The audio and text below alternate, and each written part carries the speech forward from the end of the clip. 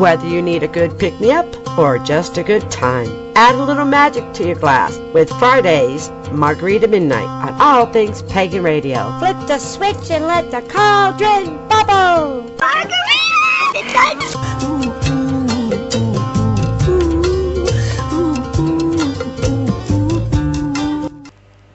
Welcome to Margarita Midnight on All Things Pagan Radio. Care to browse the wine list? We have Raven's Brew from the Colorado Mountains, or we have a house favorite, a Scandinavian blend of Lindauer, or the signature drink, a tumbler full of Sorsha. And for the truly brave, we have Black Mark Rum. Yeah. Well, today's date was going to be about rituals. Yeah. I guess we're going to talk about the different types of rituals. Going over, like, why are they important? Should they be complicated or simple? Did you see it is or not? What's required in your opinion? Eclectic or specific? Can you have guests? Or should it be intimate? Yeah, I guess I would say, for me, if I have my personal ones for personal reasons, and then you have open ones, which we used to have our circle, we would invite guests, but it was on certain Sabbaths. Yeah. They would come on the ritual, so they'd get acquainted, or kind of like see that we're not dancing with the devil. We're not all dancing naked in the forest. Right. I can't. There's too many picker bushes. I'm not going to be all cut up by the blackberry bushes and all that stuff. The thistles, Yeah. I'd be going home, honey, pull that out of my butt. Next day you'd be looking like you had measles. Yeah. Or mosquito bite and everything else. And there's some areas, I bet men and women that we prefer no critters be biting on. At least I know I don't want it. Scratch. Well, they also have rites of passage, which we do rituals for, and we do, there's different types of rites of passage for different groups. Yeah. And there's Wickening when your new baby's born and you're dedicating her to the Lord and Lady or the gods, and et cetera. It goes for, I even do them for when a woman starts her period. There's one for that, and a man becomes a man. Mine goes with the cycle of life. Mm. And mine go more with the cycles of nature. That's mostly because it's just me. Yeah, well, here now it's just me, so I'm not doing wickenings unless somebody asks me, Mm. There's also rituals for hand parting and hand fasting. Yeah, we had a hand fasting in our garden in 2007.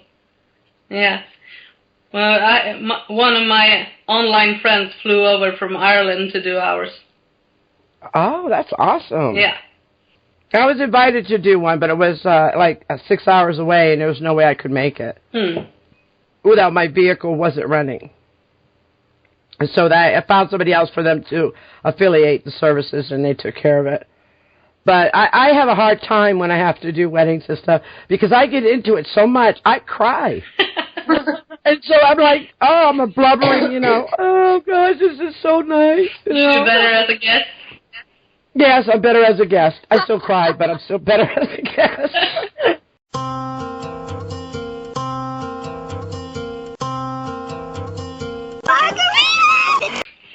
Should they be complicated or simple? Some ritual descriptions are so complicated, it's crazy.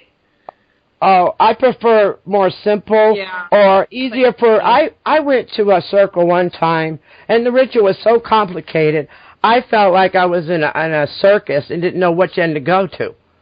And I was so lost through the whole ceremony, I didn't feel any of it. Yeah. The only complicated one I've been to was one when our group hosted the yearly gathering for the Osseter Fellowship, but it was more like storytelling, acting out the myths.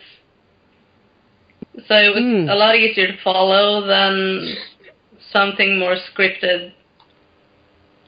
And they have rituals for learning. We used to do a teaching. Everybody took turns in our circle, And when you took turn to teach, we did the ritual for them to open up the circle. And the teacher is the one that did it. And we pinned them. So that meant that day of the circle, the class, she was the teacher. She's the one we spoke to, and she's the one that ran the whole class. And it was sort of like a respectful thing to do for each one that came as a teacher. We did rituals like that. And they have rituals for personal growth and healing. They have rituals for a better world, daily life. I do a peace ritual once a year. Yeah, you have some that are very, very strict about walking in and out of the circle and opening it and closing it. Yeah, some do. I don't.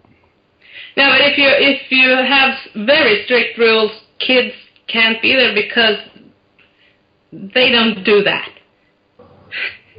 And they're not old enough a lot of time to understand the full meaning of why you don't leave the circle, and kids are going to be kids. They're going to get bored, they're going to wander away, and... Yeah, run around, make noises. Yeah. Yeah, but is it that life? Yeah. For normal, healthy, brain-functioning people, yes. For fanatical circle freaks, I would say no. I did a spring ritual in 2011 where my daughter was with me, and she had a great time.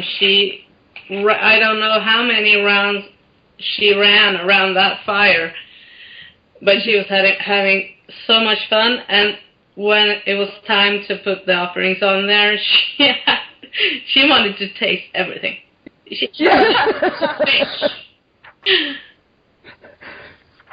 We offer cookies. When we send the drink around, it's the last, what's left after it's gone around that goes to the land whites. Right, that's what we do. Songs and chants, what we did is we would make a booklet for the ritual, and this way the people could follow that were not familiar.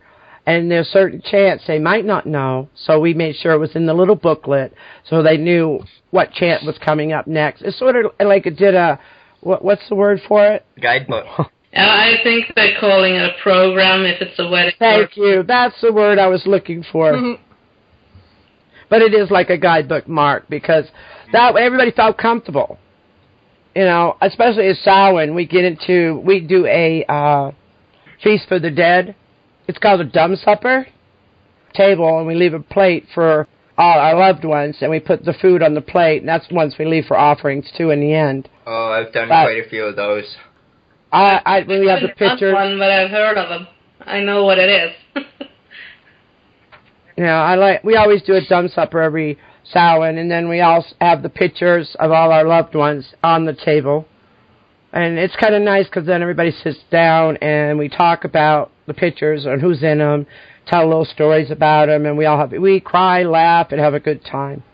Actually, that's one of my favorite Sabbats besides Yule. Yeah, I do one for the dear departed as well at that time of year. It's not a supper, but I do have the pictures and leave food out. Yeah, I always call them the quarters or the elements, to come in and join us. And then we clear the space, we call the quarters, and then the Lord and Lady. Mm. And some do the Lord and Lady first and then the quarters. It runs differently. And I've even found that people set up their altars different. Mm. I always put the goddess on the right and the male on the left. And then somebody told me, no, you have to put the male on the left and the goddess on the right. That's what I tell them. But that's the way I've always done it. Yeah, and there is no, you have to do this. Yeah, but you'll hear it. Yeah. You'll hear it. That's why I wear earplugs, so I don't hear it. I'm probably one of the few people who doesn't call the corners and doesn't actually cast a circle even. Oh, you're missing some. Oh, it's so much more. Oh, I've done it. It's just a lot of the rituals and work that I do. It's not really necessary. So. Yeah. Well, I prepare the space, have it ready, and then I also prepare myself by bathing, centering, and meditating before. And then we cleanse the area of water, salt, and incense. Mm-hmm. And then we cast a circle. Then we call the quarters. And then I evoke the god and goddess, or whatever gods or deities that I want to call. And then I state the purpose why I'm there. Yeah. And then you raise the power through dancing, drumming, or storytelling and other things. And then after you've done, you relax. You have to raise up and then relax and ground. And then we usually do the cakes and wine, and then say goodbye to everybody in the quarters, and then Lord the gods, and then we open the circle, and then we're done. It's really simple. There are similarities to how the heathen community does it, but it's more with us. It's not so much a circle as declaring a space. Yeah, that's more along the lines of what I do. I declare the boundaries of the space, and as far as this light goes, or something like that. I feel you always should have a compass in your ritual kit, because you could be somewhere and not really know your boundaries, and the compass will help you know. Yeah. I totally agree. Where I don't know, I bring one, but at home I know where they are. Yeah, me too. In my house I do. But I made these little markers, because when we used to do public rituals, they already knew where the elements are. But no, rituals I enjoy them, actually. Yeah, I think it's, when you're in the right group, the energy is so special. It can be if you do it solitary as well, but what I mean if you're in a group you don't connect with, then it's not fun. Yeah, no, then you might as well just hide in a cave, because might as well go home. Yeah, with my thing is, I was always told that right from day one, is that if you're not enjoying what you're doing and it doesn't make you happy, then you're doing something the wrong way. Yeah, it should resonate with you. Yeah. It said your way might not be right for someone else, but if it's not right for you, then everything will be wrong.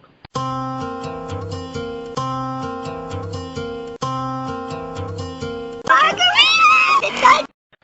So do you guys always use deities, or do you involve other entities, or drop them all together sometimes? Yes, I do. Yes, definitely. I went to a ritual one time. It was a witch's ball in Ohio. And I think it was one of the most awesome rituals I ever went to. There was hundreds of people, different things going on in these different shops all over this little area in town. And one man started it, and he grabbed one hand, and the other person grabbed the hand, and everybody ended up, they're going through all these stores, grabbing everybody, which is adding on the end of the line, grabbing hands. And by the time we got there, it was for Samhain, and by the time we got to the area where the ritual was going to be, it was at a school playground, which was huge, and we had to do 3 circles because there were so many people. And it was the most moving ritual I brought a friend that was not familiar at all. And when she was done, she says, "This was so awesome." And so when we get there, everybody's call the loved ones to come and visit. And everybody's hollering out all these names. It was very moving. The best witch ritual I've been to was me and my witchy friend on the other side of the village. We did one for the heathen New Year, not the Yule, but the January 12th, some special, the end of Yule in the heathen calendar. It was a full moon, it was extra large, the sky was perfectly clear, it was pitch black, and we did a drag down the moon, and our spines were tingling. From our feet to our heads. So that's awesome. Powerful. I've never been to a public ritual. And where I live, it's always been just me. I don't know any pagans out here, really. Well, I don't know many here now either. I'm kind of solitary now like you are, Raven. So's Linda, more or less, except for her friend. Yeah, and Mark. She has 4 kids and 2 dogs. So and a job, so she can't always be there. Maybe twice a year. Mark, you? No, actually, not publicly, because public rituals in Canada are actually illegal. So our hand fastenings, paganism where I live is not recognized as an actual religion. Come to me. Yeah, well, in the law, it's been for, I think, 300 some odd years before Canada was even declared its own individual country, or before it was even a country at all. It was declared that it is illegal to pretend to practice witchcraft. So even if you're doing it seriously, anybody sees you, they call up the cops, they'll haul you away. They won't even think twice about it, and there's nothing you can do. You can't fight them on it or nothing. Well, that's the first I've heard of that, because I have a friend that's in Canada, and she has quite a big circle there all the time. I'm not sure where she lives. I'd have to look it up. Yeah, see, I live in Alberta, so that one might just be an Alberta law, but yeah, where I live, if you get caught, they don't joke about it. A guy's doing 15 years in prison, and all he did was offer help to some people to do root work. And the guy, he knew what he was doing. Like, he was a fully licensed and well-established herbalist and everything. And they charged him with fraud, and now he had a $250,000 fine, and he's doing 15 years in prison. Well, I know here, if I was to treat somebody with my herbal remedies or anything like that. Yeah, here too. You can't practice without a license here. This guy, he was a licensed herbalist. Like, he went to school for years and years for homeopathic and naturalistic healing, and he was certified to do it and everything. And they claimed that, the people that claimed that he told them that he could cure so-and-so, their family, from cancer with some potion that he came up with. And he said it was like $200,000 that he demanded in advance before he did anything or gave them anything. But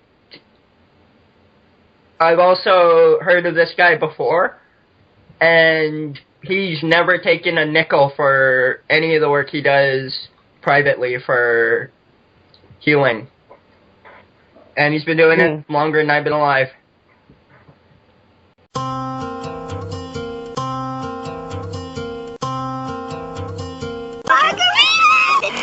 About Halloween, and I made a comment saying that Halloween originally is for people who have passed death, and she said, I don't believe in that, and then it went. Yeah, I thought everybody knew that.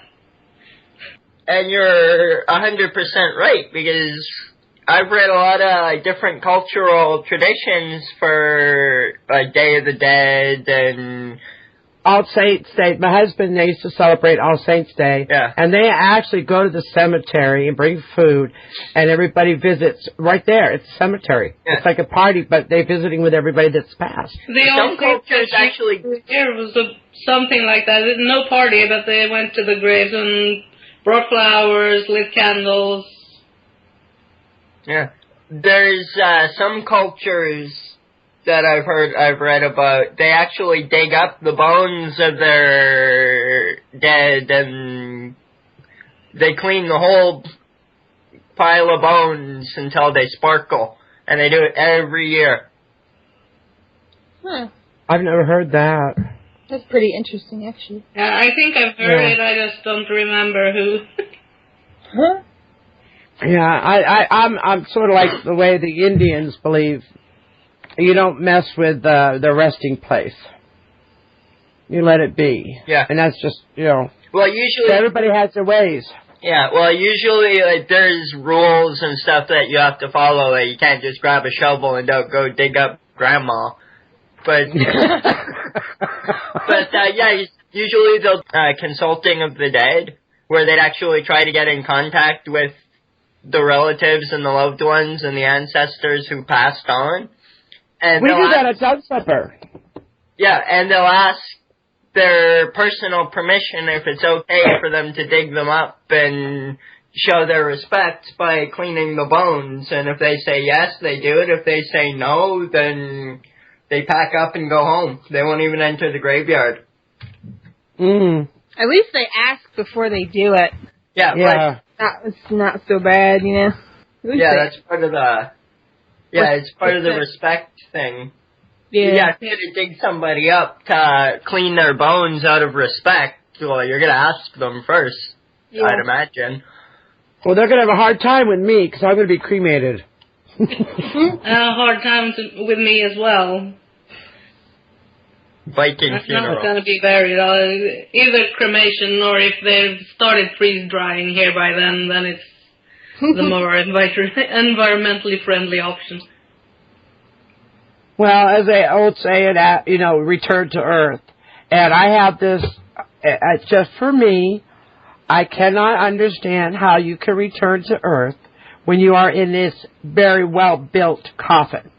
And embalmed and wrapped in whatever. I always thought when they say the spirits roam, could it be the spirits roam because they could never return to earth? It could be. I never thought of it that way. Yeah, if you're stuck in this box, their soul could be stuck in you. How do we know? That's true. Yeah. That makes sense, really. If I could have my way, I would have a service like they did on Mist of Avalon. But it's illegal to do it. Where they do the stacked wood and they lay me on it and light it. The funeral pyre. That's what I want. That's what I want. It's not That's what I want. I told my family and pretty much anybody who would actually care that I was dead is, I don't care if you have to steal my corpse out of the morgue at gunpoint. I don't want to be embalmed. I don't want to be buried in a box. I don't even want them to do an autopsy. If I keel over and die somewhere, stack me up, light me on fire, and carry on. I'm good to go. Well, we can do it if you are cremated. That's what I told my husband. Because they can put the wood and then lay my ashes on it. And that is not illegal. Actually, during cremation, only roughly 30% of the person's body actually turns to ash. And I have some of my mother's ashes with me. Yeah. The amount of ashes that they give you is actually there's a legal quota for the amount of ashes that they're supposed to turn over to the family, and everything else actually gets thrown away. They have medical disposal, but yeah. And they don't really clean up that oven that good. Yeah. I didn't know that.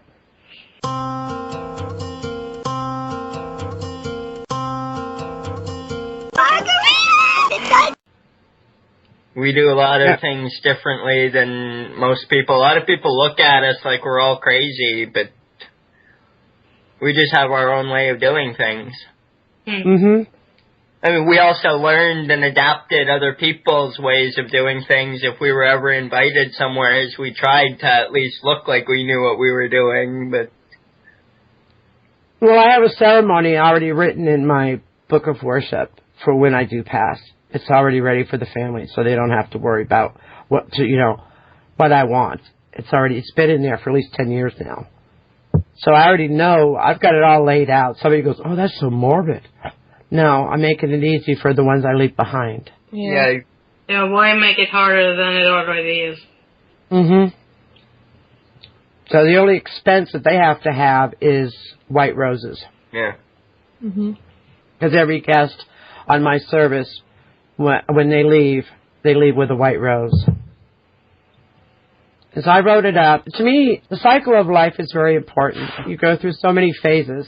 And now I'm in the crone stage, and I really connect. I really understand when I was younger, going, the crone stage, that's so far away. Boy, it creeps up very fast, trust me.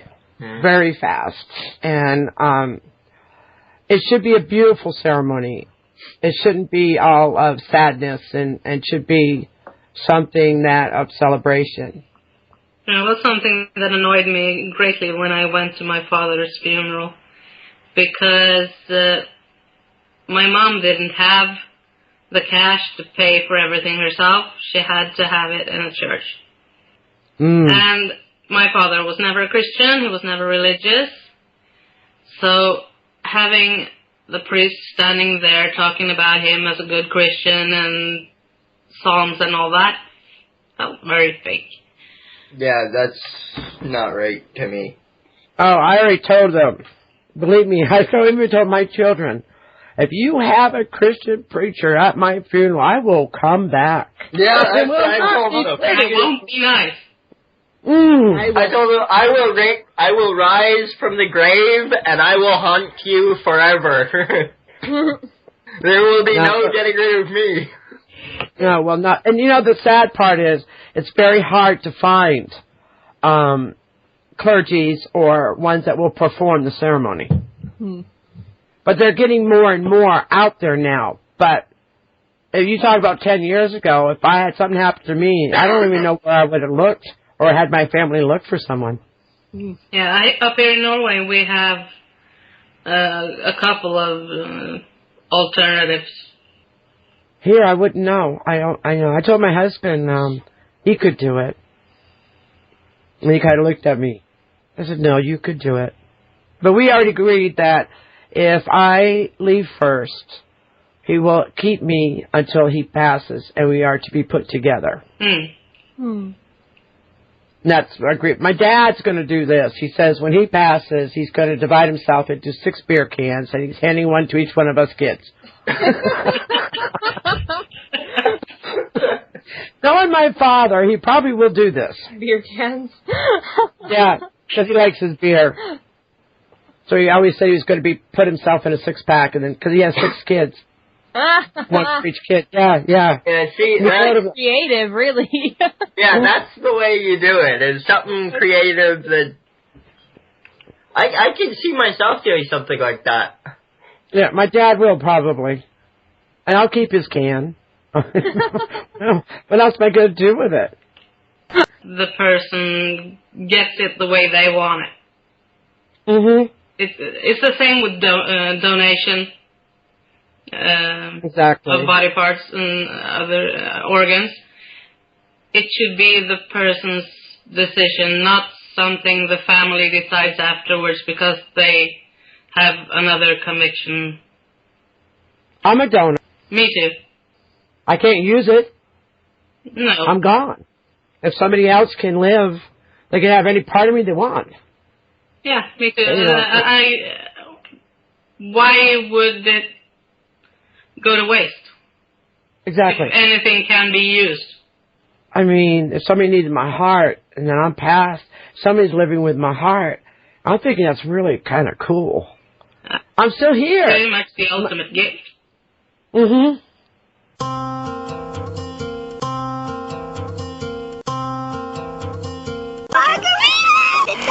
I have entire rituals just for making tools and objects that you use. With me, very little is store-bought.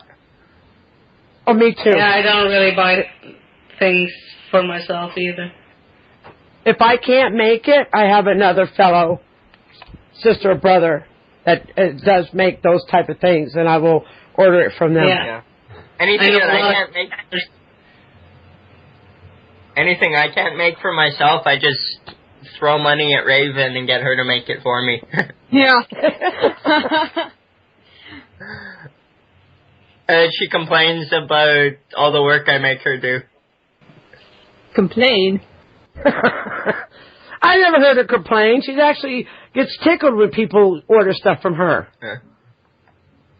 Well, at least... Not very often that it happens. Yeah, at least she doesn't tell me that I pay her too much anymore. Because I know you're going to do it anyway. Yeah. I don't really give her a whole lot of choice. I just tell her, okay, I'm sending you this much, this is what I need done, and she's like, that's too much. And I was like, I'm sorry, did I say you had a choice? It's like, oh, too late. I already sent it. Well, I love homemade because, to me, it's one of a kind. And I used to make a lot of stuff. I had over 300 products in my web shop. Homemade stuff, all of it. I used to too, Linda, but I've kind of not doing it as much. I used to make altar cloths. So. I made altar cloths left and right, and I sold most of them. I have a couple here still left, and I kind of stopped doing it. And I was, there was a lot of things going in my life at the time that were priority. And I kind of let that go. And I kind of kicked myself in the fanny because you have to rebuild it all up again. Yeah. I make, even for family, I made altar cloths that had funny stuff on it, like pumpkins and stuff with sow in, or eggs on it, fabrics that I would find. And people go, well, that doesn't seem, I said, well, wait a minute. If you are having children, it doesn't always have to look spooky. I say tell them like that, spooky. It could be fun and enlightening for the children, too. So I made different altar cloths. And I love sewing by hand. That's what I enjoy the most. I knew a lady who, her daughter, well, you know how kids always have their blanket with them? Mm-hmm. When her daughter got older and she didn't need it anymore, she adopted that as an altar cloth. She washed it, and she put it on the altar, and that's what she used. Because she said that it had more personal value than anything that somebody could have given her, or that she could have made, or anybody could have made for her. And so you can't go out and buy something like that with those kind of memories. So, I thought it was an altar cloth. My cat takes it and grabs it and pulls the whole thing down. Well, I have doilies that were hand done. That my mother had that I use. Yeah, I wouldn't be able to have anything hanging down from anything with this puppy. Well, we learned not to have cats around when we have rituals sometimes, because they caught their tails on fire. And we had a dedication one time, and one of the girls, she had so much hair anyways. Shoot, I could have took even part of it, made myself a wig, and she'd still have a lot of hair. And her hair caught on fire that night. The cat's tail caught on fire that night. And it was almost like a sign, because the girl that dedicated is the one that all of a sudden her husband said no more. She just walked away like it was nothing. Wow. So it was like saying, wait a minute, this isn't really for her. The cat's burnt its tail. The other one's caught her hair on fire. Yeah. It's saying something. That's a sign that it's time to move on. Mm-hmm. We should have stopped, but we didn't. We continued with it. Huh? With the dedication, we continued with it. Hindsight's always 20/20, they say. Yeah. Mm-hmm. We had something happen at the gathering we arranged up here. It was a ritual to honor Tyr, the guy who lost his right hand in the mouth of the wolf in Norse mythology. And during that ritual, the cook was about to... He had to help a guy open the bottle, which was going to be the drink we sent around. And the bottle split in half and cut his hand really bad. Ah. Ooh. So, and at that moment there was a blue spot above us in all the clouds. It's really strange. Yeah. That would be a sign for me to back away slowly and try to forget that you conduct electricity. Thank you for listening, and we'll see you next Friday. Blessed be.